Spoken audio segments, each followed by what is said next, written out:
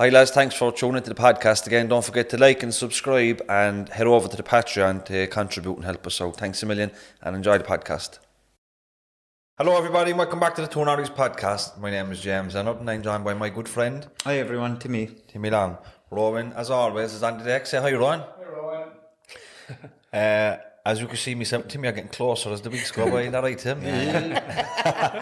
I'm actually 40 now, so I'm actually... Bit too old for me. Yeah. That and the vaccine. I'm actually eligible for the vaccine at the moment, so it's a good thing.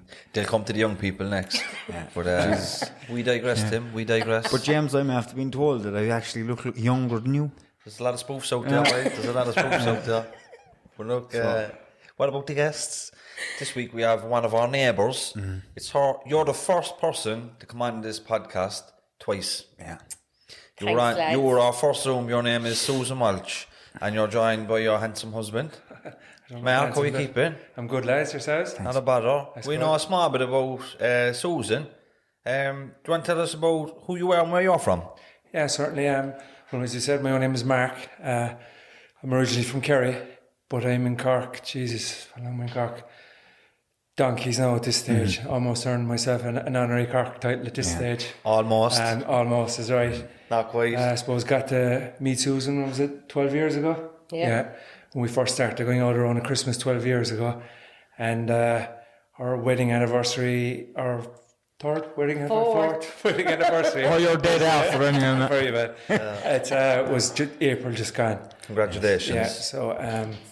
and can you want to tell us a little about how you met? Yeah, I know. Like when a man and a woman meet, there's two different versions of what happened. Go with the male version first. Yeah, no problem. As I said there, it was on the lead up to Christmas. The year eludes me a bit now, but it was on a night out. Certainly well before COVID. Like so, it was the city was well in full flight around Christmas. It was a social night out. Actually, I was out with a colleague of mine from work. Tommy Mazur. Hi Tommy, if you end up watching it. Inside in Long Island. Met her in Long Island, and it was back in the days when Suze was working in River Island, so managing River Island in town at the time, and big fashionista at the time. Like so, she was. If I remember rightly, you were working that day, weren't you? And you were, dolled up to the nines, and she had a red feather boa or on like that particular night, so you couldn't miss it. To be fair, she was in there with two of her colleagues, and we were obviously at the bar, myself and Tommy or whatever, and I was kind of drawn to that and the antics that were going on in the corner, and just while we were doing our own thing, like. But I was obviously looking back maybe a bit more than I had realised on the particular night, and caught ourselves eye, like. And eventually, between the jigs and the reels, anyway, she came over and on two uncertain words, just called me out for like, well, like, what are you looking at, kind of thing, and what are you going to do there now about that or whatever, and. I paraphrase here now, and I'm probably misremembering, but it's something along the lines of pull up a stool here or something, and we'll see how that goes, you know.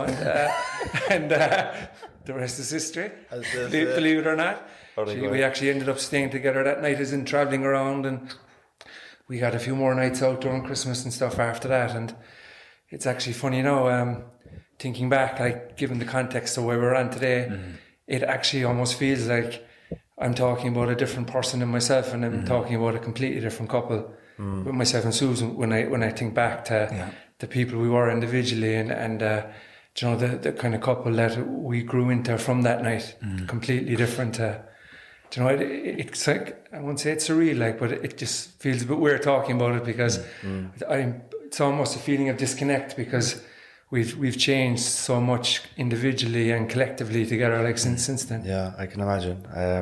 Do you want to... All my contribution was John Vodka and Luke's age. That's what I remember saying to him.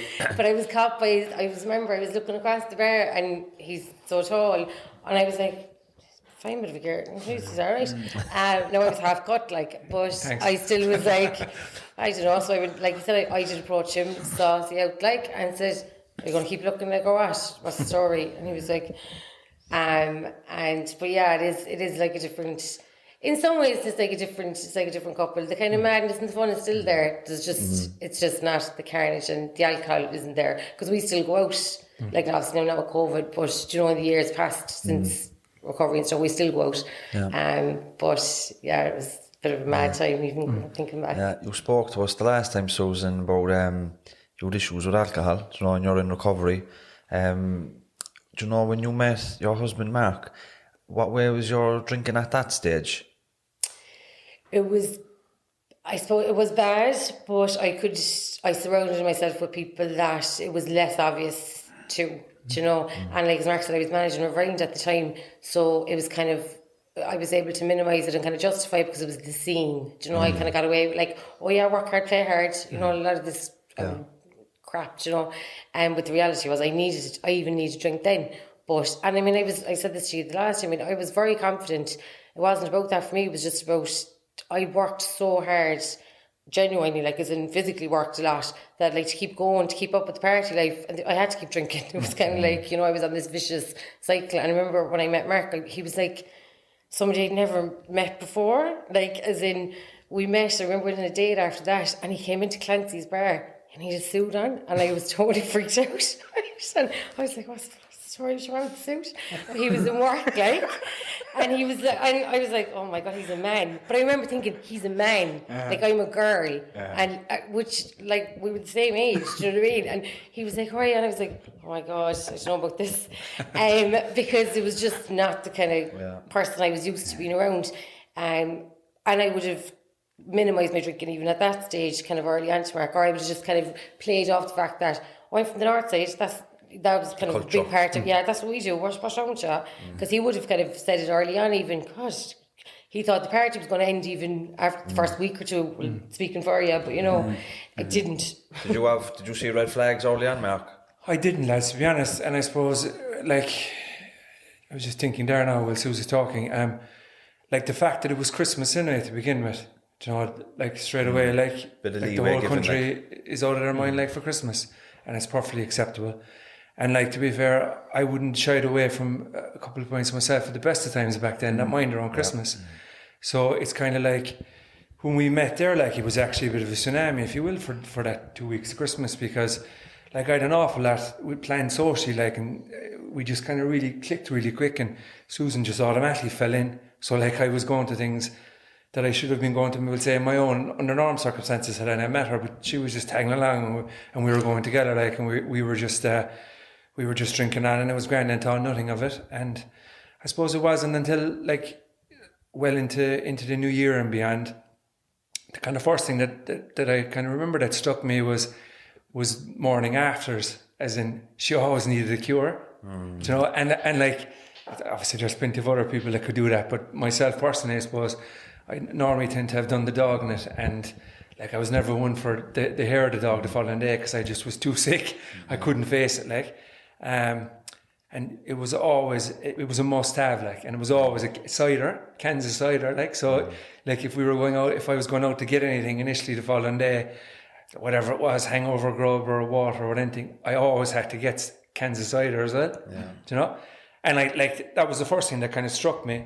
I mean, it wasn't a red flag per se, but like, you know, it kind of turned into the topic of a conversation several times after that thing, going, what's the story with the cans anyway? But you just kind of got on with it, and we were kind of distracted about more kind of other things, but there wasn't anything kind of seriously happening at that stage, we'll say, outside of that, for me to kind of go, whoa, what's going on here? The behaviour was fine and stuff. Yeah, like. Exactly. She Susan's very good there in that regard, that in the early days, outside the hangover, like, I was completely oblivious, to be honest. That was your first time really, so being around anybody that had any form of addiction, alcoholism or drug addiction, so you're not going to really know what it is, because you probably never seen it previously to that with another family member or anything like that. Yeah, completely directly. Obviously, like, I would have known people indirectly, or known of people like down the years, like, that were sufferers from it, and I've seen it from afar, but I hadn't experienced it firsthand in the home or directly like that either. Like, I think there's probably very little scenarios where having a drink first thing in the morning is accepted. Maybe if you're at a wedding and you get up the next morning, you're still in the hotel and you congregate around, people might have a cure. But for people watching, if they have kind of concerns, if your partner or loved one is waking up in the morning, they have to have a can. that's a red flag. Like there's no, in no version of reality is that normal behaviour. Would you agree, Susan? 100%. And I actually, it's amazing. I'm actually kind of even thinking there, that was a total must for me from the very start. Even when I started drinking first, going out on a Saturday night, I'd only go out if the girls were definitely going to go out on Sunday, so I had to have the drink. And I remember actually we used to have arguments about the whole can thing, because rightly so, because it's not normal behaviour. Mark was kind of say, can you not just leave it off? Like, I'm dying as well. We just get a munch, or we just chill out. And I was like a lunatic. I was like, no, I have to get a few cans. Like, you have to get me cans. I have to have cans. Knowing that it wasn't normal or acceptable, but it was my normal and my acceptable. So he was the one with the problem then, not me. Do you know, just, all right, will you just get the cans and I'll leave it off, or we shouldn't go out at all. That was kind of the attitude, which was all wrong on reflection, but that's where I was, do you know. And just on a point there, actually, which is something else that came to mind there too, is like it had a lifespan in that the cans had to be bought within a certain time. And I laugh now, like, but when I think back, it kind of they had to be picked up within a certain time zone of her waking up, or else the day was gone. Do you know, from a sickness point of view, she was no good to nothing. So I mean, like, to your point when you were talking about weddings and stuff, like, there were some days, all right, like, where we might have planned to go out again the following day, like, with the aim of getting a cure at some stage in the afternoon, but or whenever, but it was us going somewhere as opposed to kind of drinking at home. It's a special occasion, like. Yeah, or whatever, like, even just a bank holiday weekend, or over where you went out a Saturday and you were the Sunday, or equivalent of a Saturday night and a Monday. Do you know, we'd planned to do that. Like, I kind of would have needed a couple of hours to get myself gathered, kind of thing, but it was a must. And then, like, there was a few scenarios for where I was just too sick, or I just didn't go up myself to get it. Like, we missed that window, and to be fair, like, she was literally no good for the rest of the day. Then we wouldn't end up going out or doing anything else. So kind of on the back of that, then, like, I kind of stayed quiet initially. Then once I saw that, because I thought, you know what, for an easy world now, and not to spoil things, I got the all cans so that the day could endure after that, you know. But I suppose when you called out the red flags as well, I mean, the last thing that would have ever entered my mind at that stage was to be vigilant for anything around red flags to do with drink, like, cause, do you know, it's just not something that wasn't on your radar previously. Zero, like, I mean, even as mad now as it was, and we had some mad nights out and everything, it just was in a completely different world to me. It was nowhere near my radar to be looking out for anything like that. Yeah. And by that stage, you were obviously very much in love with her, and you couldn't have just walked away from the relationship because you had feelings for her. Yeah, as in, it was still kind of early days when I'm talking about that now, like, but I mean, in relation to love, like, I can't pin down when, like, but I obviously did have a lot of feelings for her. And I suppose kind of when I think back in with the luxury of hindsight, you know, and after years of introspection and proper analysis of it, I kind of look back, and there's part of me that probably subconsciously might have known, like, that there something wasn't quite right, and for various different reasons, you know, I kind of left it sit for a while, because, like, we'd plenty of other good things going on, and it wasn't like we were going out 6 or 7 nights of the week, like, you know, it was kind of the weekends, or, you know, one night of the weekend maybe, or depending on what was going on during the week. So it wasn't constant in that regard in them early days, and it certainly wasn't gone to the stage where I was kind of questioning, you know, the kind of the risk over the reward kind of thing, or is this kind of hassle worth, you know, like, we weren't at that stage yet, at that stage of our relationship. You know, with regards to the drinking, Susan, now you've got a few years in recovery now, and obviously you do some personal development along the way, and can you pinpoint or maybe understand a little bit why the drinking was so chaotic, and maybe how you addressed it in recovery, and what were the things you did to address it? I think for me, like, I do think it was kind of like a learned behaviour. Do you know what I mean? From very early on, that just became then habitual. Like, when Mark said there, do you know, that she got so sick, she wasn't good for nothing. I was physically dependent. Like, again, that's great. I'm sitting here in a podcast, and I was physically dependent. I didn't know that at the time. Do you know what I mean? I know. I was just like, oh my God, I'm dying. I need a can. Like, I didn't have any of this level of awareness. But my body, everything we needed the drink, like. So, like, what I used to do was, like, I was very sneaky, like, do you know what I mean? As in, like, Mark wasn't, he wasn't aware of that. Like, the nights I wasn't with him, of course I was drinking, do you know? Whereas, like, he'd see the nights I was drinking, but he wouldn't see the other nights. I'd be still drinking. We were living together as well. So I had the capacity to hide it, and I was working full time. Anytime he did meet me, I was like, do you know, all dressed up, all the business, story, you know, looked like I knew what I was at. But, like, secretly I was tormented. And I was terrified to tell. I certainly wasn't going to tell this handsome new fella that I met that I was weak about. By the way, I think I could be half an alcoholic. And that's what I was even thinking. I was like, maybe there's something wrong. I don't know. But there was no way I was letting go of it, because I didn't have anything else in my life at the time other than work. So, and that was how I felt, you know what I mean? I was like, I only have work. That was like my lifeboat. That's keeping me afloat now. And then he came into my life, so I had that. And I was like, and I need drink to keep all these things spinning. Yeah. So, like, stopping didn't come into my head until I lost everything. Was your family and friends on your case about it?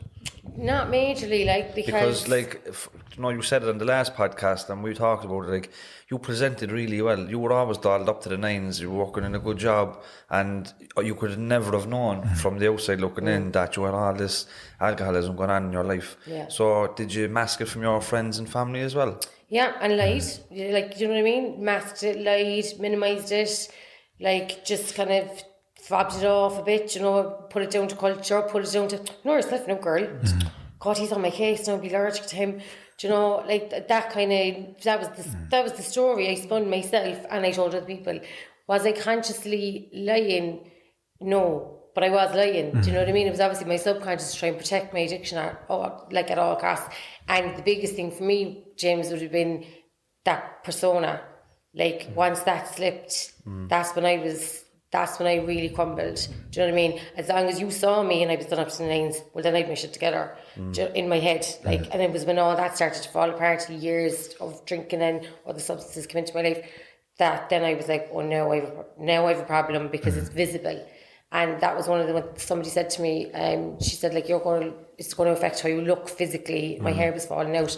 If then things didn't happen, I genuinely think I would have stayed drinking. I don't think I could have stopped for anyone or anything with the best of intentions. Just wasn't able to stop, you know. I can definitely relate to what you're saying there. You know, drink does something for you that no person or thing on the planet can do for you. You know, and it really takes everything. You know, and you spoke about towards the end there, all these different things were happening to you. It can be very, very difficult to stop if you've nothing in your life that you're willing to fight for, you know, and obviously you did in the end, and obviously you did fight for it, you know, because we're sitting here and we're talking about it, but I can definitely relate to it, not wanting to stop, because if you stop, you don't know how to cope, you know, and I suppose if you don't have people around you that that know what addiction is or alcoholism, you're not going to understand it, and you're going to hit your rock bottom fairly fast, you know, and sometimes that can be a very, very difficult situation for anybody and for family members as well, you know, because it's very, very difficult to watch a loved one harm themselves physically and mentally. I'd say it can be a quite isolating place for you to be as well, if the family doesn't really know, the friends doesn't really know, but inside you know yourself deep inside. Terrified. I remember once, I don't know if you probably remember this, because we spoke about it, we have spoken about it. I remember once I said it to Mark, we were up in Barrack Street, and I said, I think I might be an alcoholic. I mean, there were so many things put in front of it. Do you remember that? And even saying it, I was like, shit, I shouldn't have said it now. But I was just so laden down with the burden, that because I was sick of making excuses. I was sick of having to, you know, say, or we leave tonight off, or hiding the wine, swapping the wine out before he'd come home, or trying to make, you know, get into arguments, and I'd be trying to defend myself, and then I'd be getting ticked, do you know what I mean? I'd be getting saucy then and giving him like an awful time, and he was being reasonable what he was saying, but I was just like, oh my God, I'll pay in the hole. But that was because I needed the alcohol completely from a selfish point of view. Like I just needed it, and something I carried around. I mean, it was the doctor rang me and told me that they tested my liver and they did all blood tests. And the doctor rang and she said, I just want to bring your attention to something. And I was like, oh yeah. She was like, there's severe damage to your liver and it's a serious indication of alcohol abuse. And I was like, oh God, will I tell him now? I was like, oh, will I tell anyone? If I tell anyone, they're all going to tell me stop. And I can't really hide it anymore. And I did tell Mark that, but I tried to minimise it straight away. I gave him the news and then I went, sure, I know what she's on about. I'm changing doctors. Mind her. Telling me then, did I have a gammy liver? Cheek, for I was in Australia. Of course I have a gammy liver. Get another one. Yeah, I changed that. I was like, I'm changing doctors, not food. Do you know why we're laughing? Because we can relate to exactly what she's saying. Denial of it. The madness of it. You will try absolutely everything in your power to protect the addiction, Mark, you know, to protect your addiction to drugs or gambling or anything or food. There's so many across the board. You know, so that's why we're kind of laughing. I know on a personal level, like you're watching somebody that's really harming themselves and it's tough for you to understand. Well, I suppose just on that as well, just a bit of kind of context from my side of the table on it, because you kind of in that story there kind of fast forwarded to like that wasn't over like a couple of months or a couple of weeks. That like what Susan's talked about there like was over that was a couple of years like, do you know, so that wasn't overnight. And I suppose the other thing is, I think I know yourself that used the word culture. For me, in those early days, beyond the can days, we'll say, even though that was still in the mix, there was a couple of pivotal things like that kind of kicked in when I suppose I started becoming a bit more, hold on a second now with this. And not only that I started becoming a bit more vocal about, hold on a second now, like, no, like, or stop, or what, you know. And like, Suze used to stay a lot with me, but we weren't technically living together. But like, we did kind of progress into living together. And then obviously, when that was one huge pivotal point, because she was with me all the time outside of work then, you know. So when she like came home from work in the evenings and et cetera, et cetera. And the other thing was, like, I never would have been a big man for drinking at home myself, you know, unless in all party all hours of the night, like, you know, as in I'd kind of go out to the pub because I like the social aspect of it as well. So when Suze moved in then as well, like me going to the offie for bottles of wine turned into this kind of regular thing then as well. Something that I wouldn't have been privy to prior to her moving to me, because she'd buy a bottle on the way home to her own place, and I wouldn't know any of that, but like I knew then, we'll say all the times that the bottles were coming into the house, because more often than not it was me that was going to the offie to buy it. So then obviously when I was getting that, then I kind of started kind of zoning in a bit there in that regard. But like funny again, and I suppose funny is probably the wrong word, even at that stage it became about like I was just questioning, why do you have to do this? You know, again, I wasn't thinking Susan's got a problem, like an alcoholic. I might be thinking, you're a bit heavy on the sauce there at times, kind of thing. Like, and I remember we used to have conversations. Could you not just leave it till we go out the weekend, and you know we'll go for a drink together there at the weekend, as opposed to the bottle of wine every evening and stuff. But it came back to the culture, because she'd said it to me again. Like, and I saw her colleagues doing it, getting onto her, and you know I'd go to the offie there up near where whatchamacallit used to be, the pub is gone now on the north side, the Holly there, do you know? And I'd go in there, like, and anytime I'd go in there it was packed, or whether I was dropping her off or I was going in there myself. So like it just seemed really normal. But like it wasn't normal to me. But then I was thinking, look, think about where you're coming from now compared to Suze, like, and a small village down in Kerry, like Suze is like from the Ticket of North Side manager in River Island, like writing the ticket of it in Cork City. So that's for me kind of tied into the culture. But I suppose when we did start living together then, and our relationship started getting stronger and deeper, then I suppose I felt like I had a bit more of authority to actually start speaking up. And I did start speaking up. But I look back now and I'm actually almost embarrassed and confused at how kind of ignorant or naive, you know, or whether I was in a sense of denial at the time, like to it, like that I was just thought. Hindsight is always 2020. Yeah, of course. And you don't have the benefit of that, and you're in the moment, so don't be so hard on yourself. But I was thinking about like when you got with her and you were going out the weekends, and you know it was great, you know the drinking was fine, but the more contact you had with Susan as you grew closer, you then start to see more drinking, you know. So the more you were around Susan, the more you were drinking. She was drinking all the time. You just began to see it more as you got closer. Totally. And some other sorry for the question. I just wanted to, the point Suze made about telling me that time, I think that was actually in town, if I remember right, as opposed to, but it was kind of like the way it was said, it was almost like, she no sooner had it said that she kind of brushed it off again, like, and I remember thinking, what do you, like, you're feeling sick or whatever, like, and like we ended up staying out that night again, like, and following day, I remember saying it to you, kind of quizzing you on it, and it was completely brushed off. So like, again, like to your point, hindsight being 2020, like I obviously alarm bells should have probably gone off at that stage, and I'm embarrassed that it didn't. Yeah. But like I was just thinking, look, this girl certainly drinks more than anyone that I've been with before, like, and certainly drinks more kind of at home and during the week than I would be used to myself. But I still didn't think, oh, Susan's an alcoholic, you know, like not at that stage of a relationship, that hadn't come into my head. And just to say as well, that's because like addiction is insidious, like, and it's so sneaky, like, and I was so sneaky. So like when you even say, you know, I didn't cop it, how would you wouldn't cop it? You did your best for him not to cop it. Double wide, like, do you know what I mean? New handbag, every measure that was in place, I had it in place like clockwork. Do you know what I mean? I knew exactly what I was doing to protect my drinking, and it didn't matter, and it was just to kind of, I was just out in fires then, do you know, when the conversation came up, to try and diffuse it, to make it sound like it wasn't as bad as it was. So like, I can say it myself, I own it, like a master manipulator, do you know what I mean, in deflecting from my own behaviour and putting it on his behaviour, or saying, you're wrecking my head about this, when actually it was because what I was doing was completely wrong, and I knew I was wrong, but I couldn't stop it, and I was too ashamed to say anything about it. I suppose you didn't have any awareness around it either yourself, because you weren't really around anybody in recovery at the time to understand your own actions, you know? Absolutely, and it was a coping strategy. I used it my whole life. So it was like, what? Of course I'm going to do this. Like, it was my soother. Do you know what I mean? It was my soother as an adult, right up until, and I could never imagine life without it. I was like, how do people? That's not a reality. That can't be a world people live in.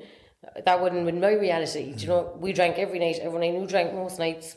When I say we, not me and you, but people that I knew. So to me, almost like, he was the weirdo. Do you know what I mean? I was like, what? This is weird. Why don't you want to drink? Whereas it was, and then like it came to a head when we were living together, because it became visible and it was harder and harder to hide it. And then the deception from my side had to creep in, because I had to defend the drink. Yeah. Do you know, sorry, Tim. No, I was just going to say something there. You know, sorry to cut across you. Walk away. I remember towards the end of my own addiction, you know, my wife had to lock the doors and with keys and windows. She'd have to plank all my shoes in the house. You know, she'd take everything, and I used to climb out the windows, and I'd find a pair of slippers or whatever.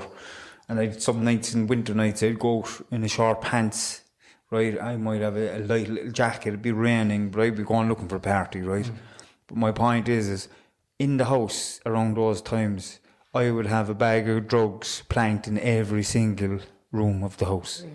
You know, every single room. And that's what it done to me towards the end, and I didn't understand that either.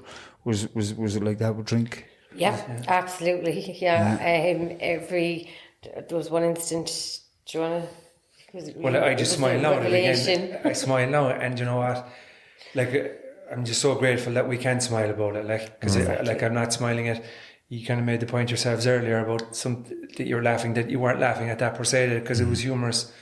Like, but like, I just smile back, as in like, I think to your point, when the deception kept in, and because I was kind of in your face a lot more often because we were living together and I was getting more vocal, it became harder for her to hide.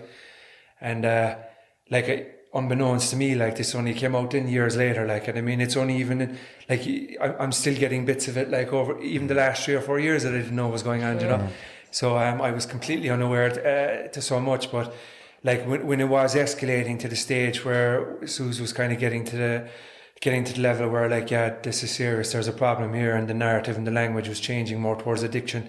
When we were getting towards that, like I was finding like empty bottles, you know, in under the sinks and in wardrobes, and in cushions, and inside in a fucking pardon my French, toilet, like everywhere and anywhere, like, basically, like. But like I remember when it happened first, like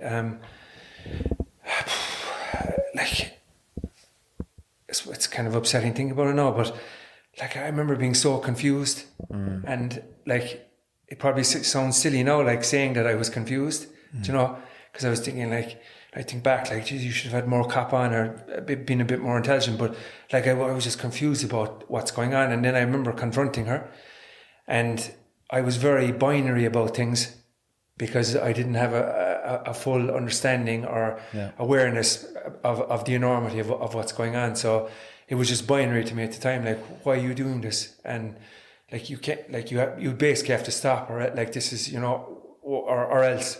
And then when she didn't, and when I found it again, like, I took it as a personal attack on me then, you know, because she was disrespecting me, again, not knowing the enormity of what was going on. And it was like, F this and F that, what's going on?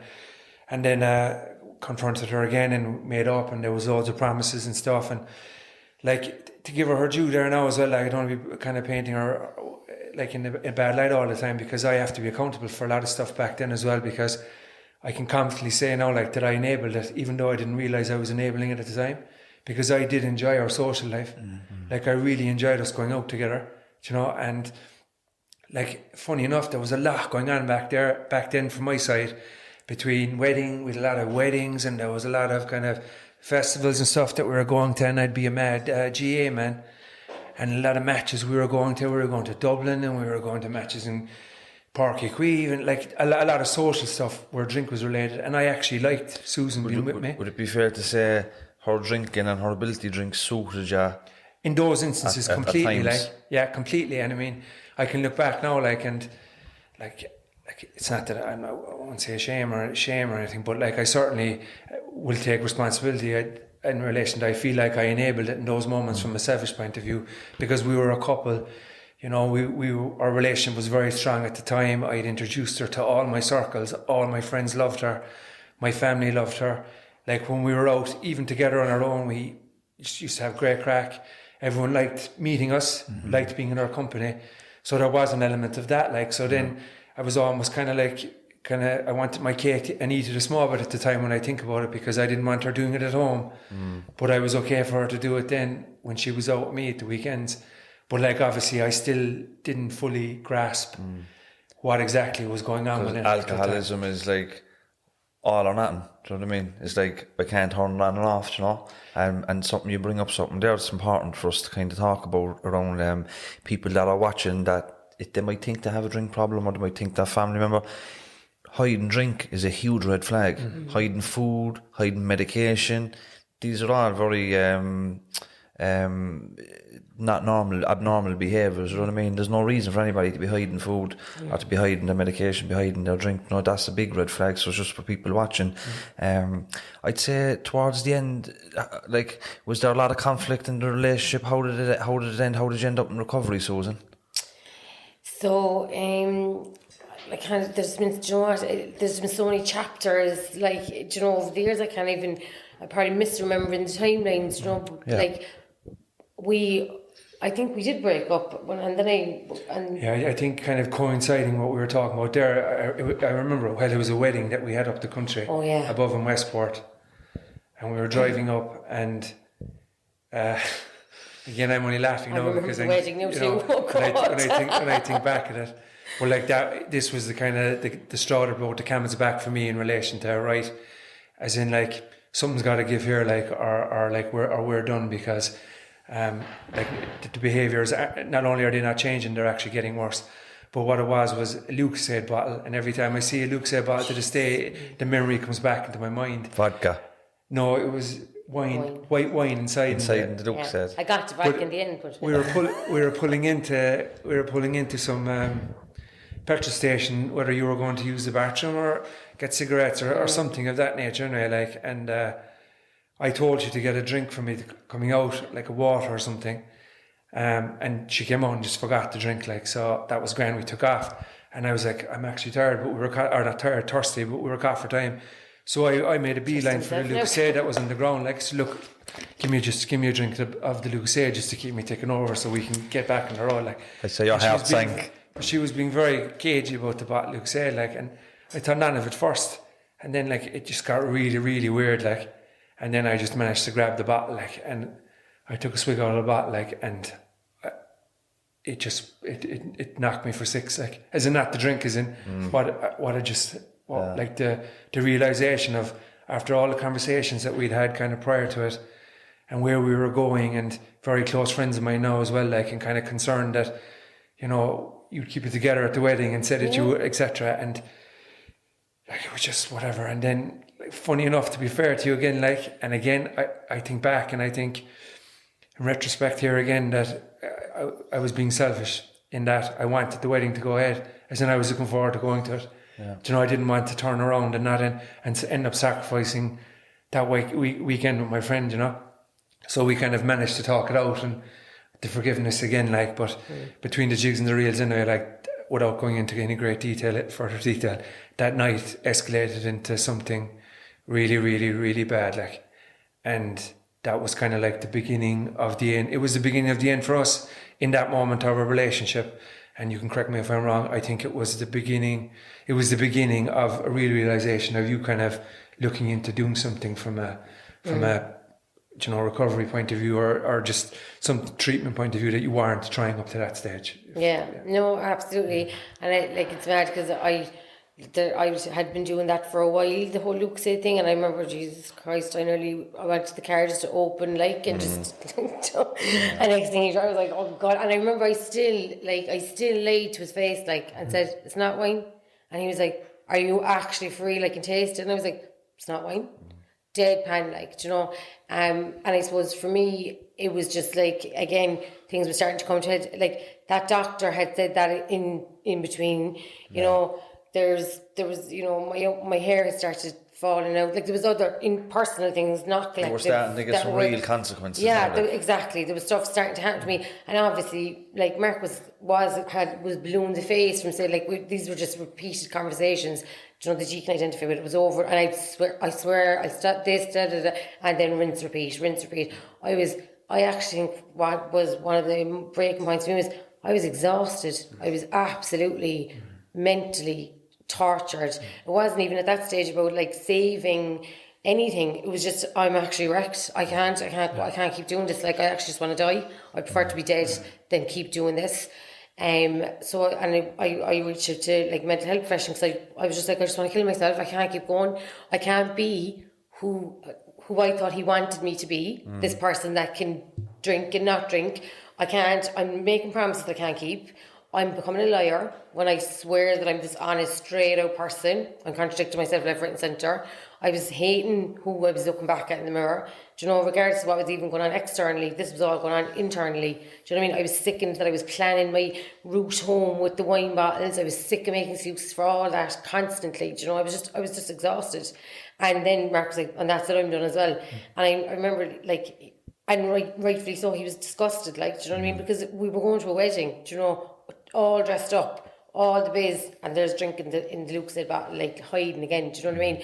So I was becoming these people that I would have thought were, oh my God.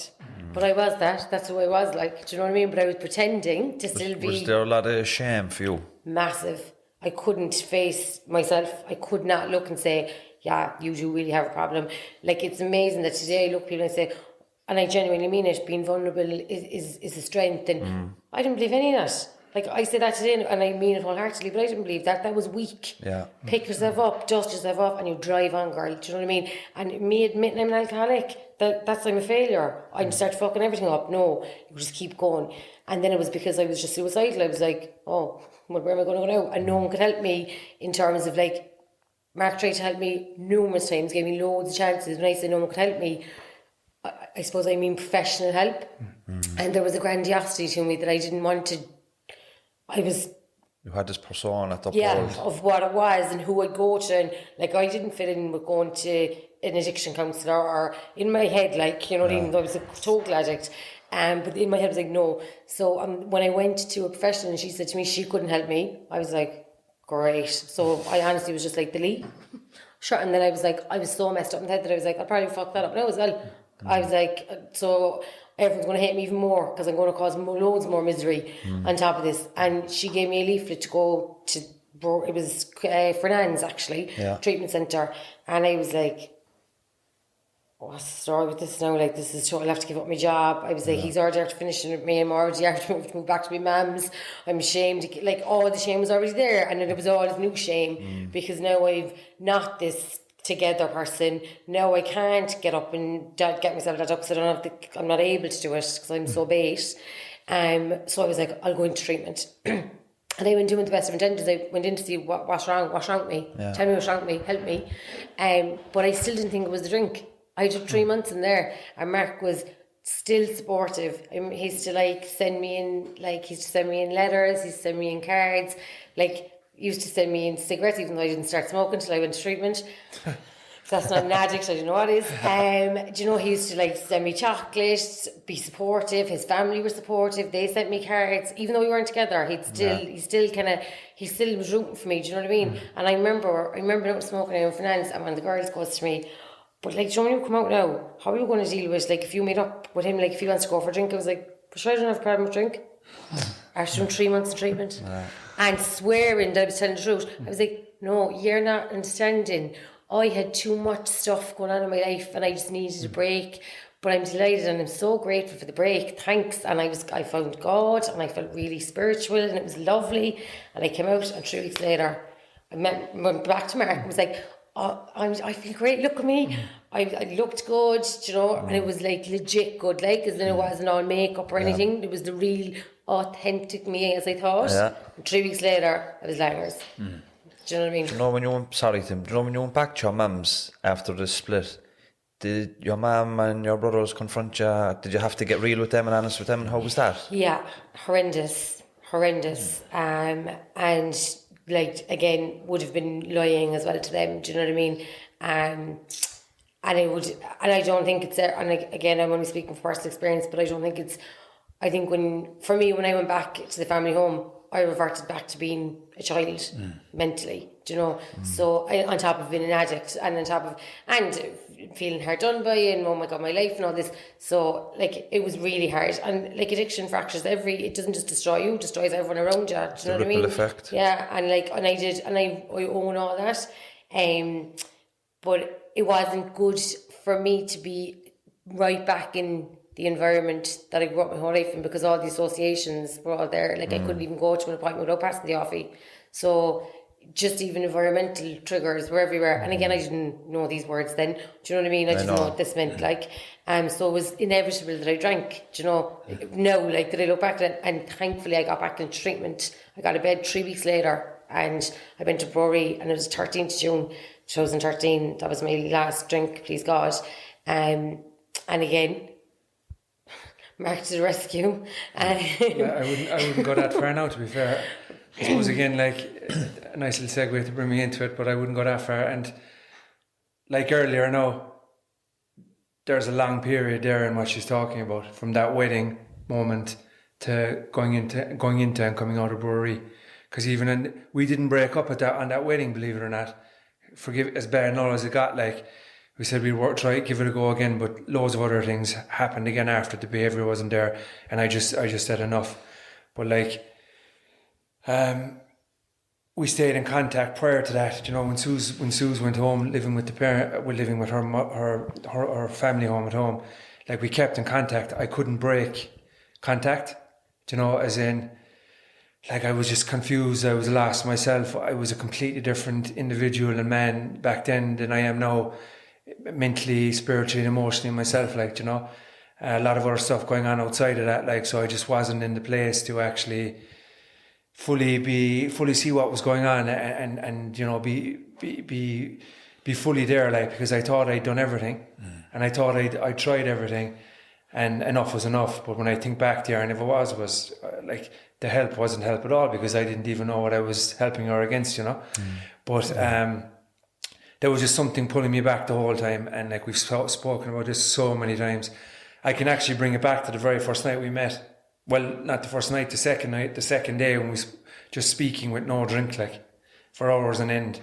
And it kind of etched in my mind, and it's almost like I'm really grateful for this now as well. Like, it's like I was able to see beyond the troubled soul at the time. You know, I was seeing beyond, even though when I was in it, I hated it, like, and we fucking, like, pardon again, we had a war, like, back then, before there was an actual proper prognosis, right? We used to have war, like, because I just thought, this is Sue's overdoing it, because, like what she had said, this is the way it's done where I'm from. Do you know what I mean? What the fuck is wrong with you, Kerry, man? You've got the problem. And in this respect, we're living together. I'm asking you to do something. You're not doing it. I'm trying to give you everything. Outside of this, just work with me, la la la la la, you know. So, like, and there was war, because when I get going myself, like, I'm not proud of it. Like, I'm fiery, like, and we did have EastEnders fucking arguments, like, do you know what I mean? We do Danny Derber. I could see an Alfie Moon shop. You know what I mean? But I suppose with the, I just need, like, I couldn't cut ties, but I knew I didn't want to kind of be doing too much in that first round either, like, because I didn't know where we were going in the relationship, so I didn't want to, like, I was half in, if you will, like, so that's why I just sent the letters, and I sent the cigarettes, and, like, but I kind of wanted our family to step in, really, like, in relation to support, because I thought that would do her good and do them good as well, like, so I stepped back from that. But again, foolishly, I get the letter, everything's going great. I was almost looking at it, kind of going, Jesus, Susan's passing this with flying colours down there. I kind of thought, okay, Susan will come out now, she'll have her shit together, we'll kind of be able to do stuff technically if we were to get back together, but just not Susan drinking, like, but, like, that a lot of things could continue in the same vein, you know. Mad silly, like, when I think back of it now. But, like, when she did, I was completely oblivious as well to the whole addiction process, as in the addiction process itself, and more importantly, the recovery process, you know. And particularly when she came out first, I had no idea, like, that actually relapse was part of the process, and I didn't discover this till, like, a couple of years later, like, and like, I wish if I had a time machine to go back and I was even privy to that, I might have had a different mindset and a different approach when she came out initially, but I was completely oblivious to all that, like, and, like, I collected you from Nans. Do you know, as in, even though we weren't together, I still went down and collected you from Nans and another friend, or a girl that you'd met in there and stuff. But it was only when kind of Suze went into brewery then the second time round. Well, like, that 3-week gap was horrendous, like, and we, like, really, really bad, like, some really bad instances there now, like, that we probably won't bring up, like, but she had, like, when I think back, the courage and strength to actually to go into the second treatment again, like, but when I saw that, I said, right, I'm going to make more of a conscious effort this time. I still didn't know where we were going to end up, but I said, you know what, I'm going to step up a small bit more than I had done previously. And then as that round of treatment went on, and I saw how hard she was working up there, because I used to go up visiting every second Sunday. Her mother used to go up one Sunday, and I used to go up the second Sunday, and I used to ring, I think it was, it was a 10-minute phone call every Friday or whatever day it was in at a certain time. Do you know, I used to do that, and when I saw all the work that she was putting in above there in brewery and kind of experiencing it firsthand, I remember the first day I went in there, I thought, like, it was daunting.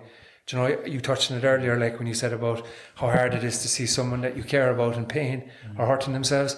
I remember going in the first day, like, and, like, it was like I was hit straight away with this such emotion, like, because I saw, you could see the pain in it, like, there was so much pain in the room when you went in, but behind it all, like, I remember you could see such determination and hope behind it as well, like, and I really started seeing that in Susan and seeing it grow over that 3-month period. And I started talking a lot to counsellors up there, two in particular, Kathleen, wasn't it? Kathleen was one lady, and Trevor, I think, at the time. Yeah. And, like, they were kind of educating me, really, like. And did you know Do you know when the relapse still happened? Did you take that as a personal attack on you? Like, did you take that, like at this stage, you were starting to obviously research addiction anyway, just to understand it a little bit? I hadn't really delved into it at that stage at all, like, to be fair. And there's a huge part of me that wish that I had, but, like, I just got so mad, like, because I thought, like, and again, when I think back, like, that was the symptom, like, it wasn't, like, the madness, like when I think back, there was fear, there was confusion.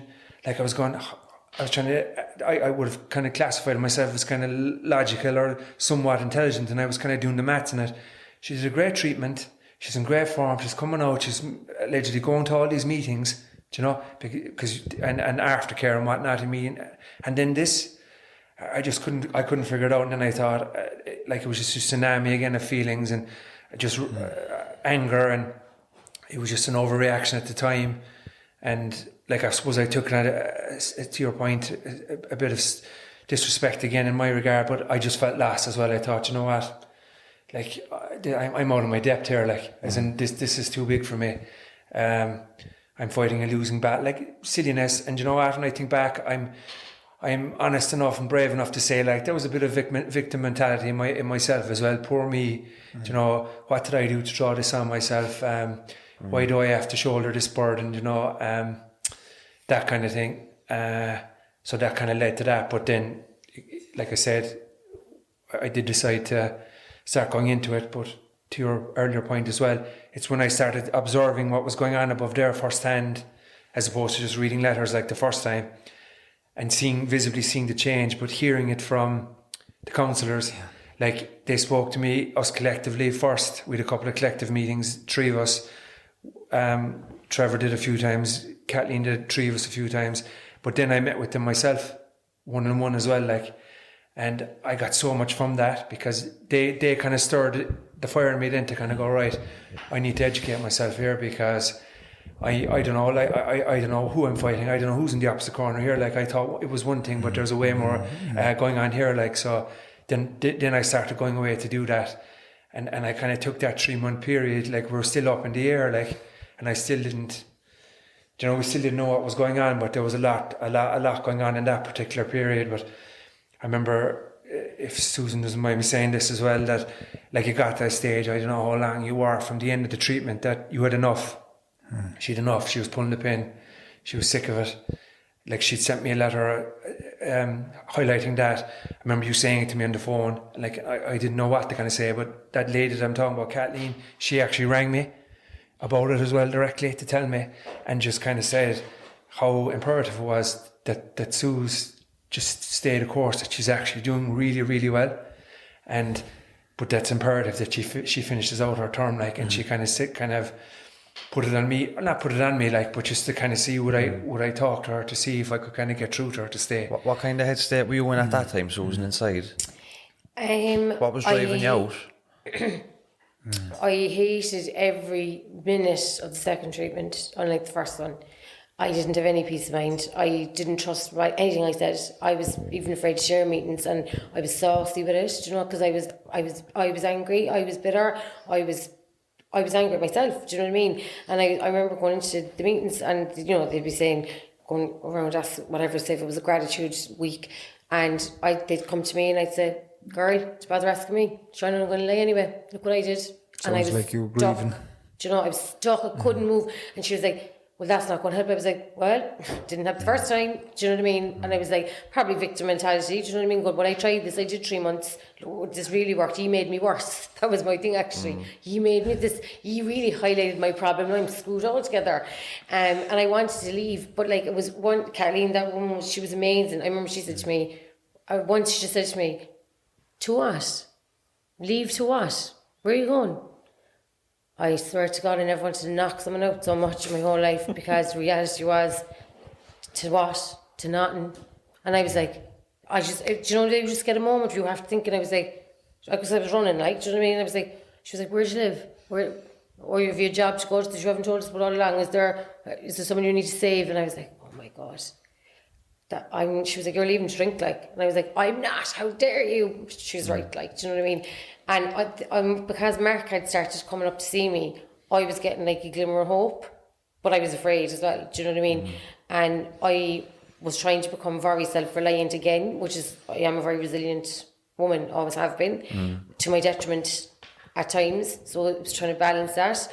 I was like, I wanted him, I needed him, but I needed me more, because if I didn't have me, I'd nothing, and if I came out then, I'd have nothing at all. So I was all over the shop, do you know what I mean? But the fact that what I did find really good was the fact that Kathleen spoke to Mark about addiction, because I felt like nothing I said was being believed anymore. Everything I said was lies, do you know, and that was my perception of it.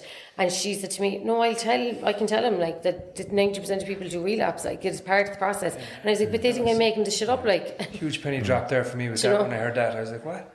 Isn't like, that's such a vital piece of information. I was thinking, why am I only hearing this now? Like, and not that I was blaming Kathleen or anyone else for only telling me no, but like I was just kind of going, geez, that's vital. As in, like, for anyone like that's on this side of the table, like that's something like that anyone. When I was in the detox from methadone and Valium and that, there's 12 of us in the detox, and one of the counsellors or one of the nurses was after saying like, out of the 12 of you that's here, not to the whole group, no, just in a conversation, you know, he said, out of the 12 of you that's here, only 2 or 3 will stay sober. You make sure that you're one of the 2 or 3 gems. And I've heard the same, yeah. And I said, you know what, I will not be the fucking 90%, do you know what I mean? I'll do what I have to take. Yeah. And it was that realisation of, what are you leaving to, James? You've destroyed everything. You burnt every bridge you ever had. Your parents are shocking. You have no assets, you have no education, employment, nothing. You have nothing. What are you leaving for? And you just have to stick it out. But can I ask you a little bit about how you found early recovery, getting out, and how you changed your mindset? What I literally did, and I swear to God, was I did another treatment when I came out, didn't I? Yeah. When I came out, me and Mark again, we were still up in the air, but he had been supportive and said, look, I'll step in here and you can come and stay with me. And I was like, oh my God, amazing. And he said like, with no drink, do you know what I mean? There can't be drink. And I was like, oh God, how am I going to do that? But I was like, I'm really going to try. Like, I was like, and I didn't want to be like white knuckle sober, but I didn't even know any of that shit meant. I was just like, I have to try. And Kathleen sat me down, and it was just like, again, reflection, but psychoeducation and explaining it to me. Do you know, she was like, Susan, if you go out, right, and if you don't drink for 3 months, your percentage drops to, I think she said like 40.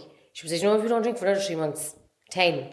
And I was like, fuck off. She was like, yeah, and I was like, oh, so like if I do this again? And she was like, yeah, you've already done 3 months that you came back to treatment, you've done another 3 months. So I was like, so like if I do week 1 to 12 like I did in here? And she was like, yeah. And I came out and I sat down with Mark and I was like, so that's what I'm going to have to do. And he was like, right, so what's the plan? I was like, so I have to do it like as if I'm in treatment. So I have to go to a meeting in the morning, meeting in the afternoon, meeting in the evening, and I have to pray for 10 o'clock to come, that I don't drink, go to bed and get up and pretend I'm grateful. Whatever, I'll do whatever. If you're going to tell me run up and down the street naked, I'll do it, because I've suffered enough, I've done enough.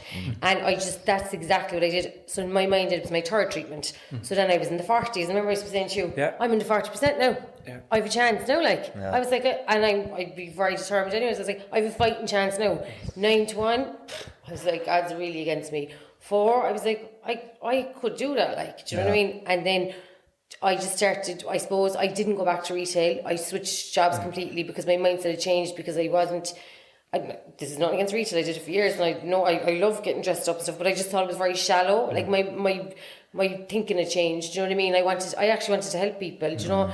I was like, God almighty, that's lousy, like. I think what I went through, I was like, that's lousy on people. So I wanted to actually help people. So I just, that's what my focus was, that, getting through the day. And I always say to people when they say like, is it hard? Oh my God, it was so hard. That first 3 months, that 3 months was harder than treatment. But it was worth it. It's easy to stay sober in the residential treatment centre. It's when you get out is the big challenge. Yeah. And you're right to leave the job, because there's so many triggers involved in that lifestyle, you know. And what kind of career path did you go down? What did you end up doing? So I remember I went into I don't even know, Cork City Parish, I think up in the north side. I was up with the doctor, Nick Flynn, who you done. Yeah. And I went in, and this one said something about a C scheme, and here I was, what? What's that? And she was like, community employment scheme. I was like, I never heard of that in my life. But again, right people, right time, curious, you know. And I said, and it was a health promotion job came up in a centre, and I was like, girl, I'd sell anything, health, not a bother. I was like, I'm in top form at the moment, so I did that for 2.5 days, and it was such an important move, that. Yeah, and that just took me down a different avenue of helping people, and that kind of, I think that you would have seen a massive change then. Yeah, I think like to just go back to to one thing and then to come up on it. When Helen said that to me and the penny dropped about relapse, it gave me a different, like it put a different perspective and complexion on what had happened, in that after the first treatment, over the 3-week period, do you know? So, it kind of took a load off, and it just changed the way I looked at that period, and then it lowered the judgment that I threw at her, and all that. Like, I didn't feel as lost. Like, I just got so much from that. I can't probably articulate myself well enough now on that. Like, but getting that realization, it certainly was a game changer for me, or the first of many game changers. But then to Susan's, when she came out, we had that. The key was we had real conversations, because we were doing it while we were in treatment, while she was in treatment, and we were doing it in that collective environment with Kathleen and Trevor. So when she came out, we got to have that conversation right from the off. I'm going to attack it 3 months. Okay, let's plan it. And Navy SEALs, let's work the problem. 3-foot world, this is our 3-foot world now. Let's work this problem. Talked it out. Meetings was the big key. Like, what could I do to kind of help, and just to show that I'm more supportive than I had been previously. I used to walk her to meetings, the odd time, collect her outside the door, walk her back. Like, anytime she'd see something come on, like, I suppose in one sense, I think back, it was the beginning of a positive change in me as well in relation to it, but I still had an awful lot of work to do. And again, I'm fine admitting that, because it's a long, arduous process. And like it's different stages. And I mean, I was still binary enough in my approach, in that it was the meetings, or it was not, it was nothing. As in, I felt like, okay, tangibles, like controllables here. Like, what tangibles can I do to help to support Susan? I can help her financially. I can put a roof over her head. I can help her, like, all the basic needs. I can take that out of the mix. But I mean, I still wasn't, even though I was doing it a small bit, there was plenty more that I could have been doing, that I know now, that I could have been doing back then. But that's where I focused it on. And even to her, Susan's last point with that job, like, it was imperative for me that she left retail, because of the superficial nature of it. And not only that, the whole social aspect of it, I knew it was too much for her to ask. And the high pressure. I mean, she used to be under immense pressure there for targets, and in that kind of a world, it's all target driven. Retail is a tough gig. It's nuts, especially when you're a manager. So the fact that she got into that, and the helping people, and the irony of it all, like, we were living in Grant Street at the time. I was renting in Grant Street with my brother, and we were going to move prior to that, when Susan was in treatment. We were going to move, and there was something, we were in the process of looking to try and move, and then this happened. And lo and behold, Susan went for an interview, and it was in the Sexual Health Centre, which is just around the corner from Grant Street. And I just said, look, my God, like, here's another technical tangible here now. Hold on to this apartment. She can start off this movement, and she's literally walking to and from the job. No, but it shows as well, and it was my experience in recovery too, and Timmy's. When you come into recovery and you start doing the right things, the opportunities, the doors just open for you. 100%. The opportunities come your way, Timmy, don't they? 100%. Everything opens up. You have this to be here. Sorry, Jesus. I was like a fella at the back of the class there with the microphone. Sorry. Yeah, it's like. But you have to want it, though. Do you know what I mean? Yeah. And you have to work for it. Yeah, it's not handed to you. Like, I think people think, like, oh, these things will just start unfolding if you do the right things. Yeah. That's all in the effort. Yeah. It's like a lot of people. I always emphasise this when I'm ever talking to anybody in early recovery. It's one thing to put a drink down and a drug, but like, you're left with all the behaviours that you learnt during the addiction. A lot of them could be stealing, a lot of them could be violence, it could be just anger, attitude problems. These are all behaviours, right? They're the things you have to start working on when you put all these things down to be able to live a normal life. Like, a normal life now would be somebody that I looked up to in early recovery. Somebody, like, when I was in early recovery, I would have jumped in front of a car because I wanted it so much. Because I was just the pain that I went through in addiction, it was pain. It was raw pain, and it's just, the behaviours are critical to anybody's recovery, because if you're still doing the same things. I was inside in prison in early recovery, and I was told before I went in there by people, places and things, to me, watch where you're going, watch the people you're around, and just be very, very careful. And I just kept that in my head, kept it in my head. I was on the landing with my own brother, and I had to keep my distance because, not because we were arguing or anything like that, because I needed to be on that level, straight path where I had the blinkers on, where it was just all recovery, and I had to look at all the behaviours that got me into prison in the first time. I had to look at myself, and you spoke about it about looking in the mirror. When I looked in the mirror in early recovery, I was seeing somebody that I'd never seen before. I had absolutely no awareness ever in my life. And for the first time, I was looking at this person in the mirror, and what I was seeing was all the bad stuff that I'd done in my past, all the shame I had, the fear, the guilt for all the people I was after hurting along my journey in addiction, and there was a lot of violence in that. There was crime, you both know how it is, so they're very, very important things, And there was something, we touched on something else there, and I finished on this, I'll let you continue. I fought at the beginning in early recovery, not for me, but for the people that I loved around me. I never wanted to stop, never. And there was times while I was inside in that prison, I wouldn't be praying for recovery. I'd be praying that my wife would leave me so I could go back to my old life. She's my wife now. Back then she was my partner. Because that would be an excuse for me to go back using. That's very important as well. So before we finish up, Susan, have you anything to promote or anything coming up? Or do you know what? The only thing the main thing to promote is actually recovery. And honestly, for me, it was about just getting honest. Do you know, the minute when people come into recovery, we think that we have to do it a certain way, or we have to follow this person because they're doing it that way. Do you know what? Just be honest with yourself. If you can look, that mirror thing is something that I live by. If you can look at yourself square in the mirror and go, I am doing my best, and I'm not bullshitting a bullshitter, I mean it. Do you know, you're in with a chance, and anyone can get well, but as long as you keep doing that. And I would have been very abstinence based, because that's the treatment I received, and that's the only exposure I'd have had. I'm now an addictions counsellor myself. And I'm a general counsellor, but I specialise in addiction. Yeah. And I'm not a one size fits all. Whereas harm reduction to me years ago, before I was educated, was like the devil. Whereas now I look at things holistically, and I say, look, what's doing harm, what's serving me well, what's not serving me well.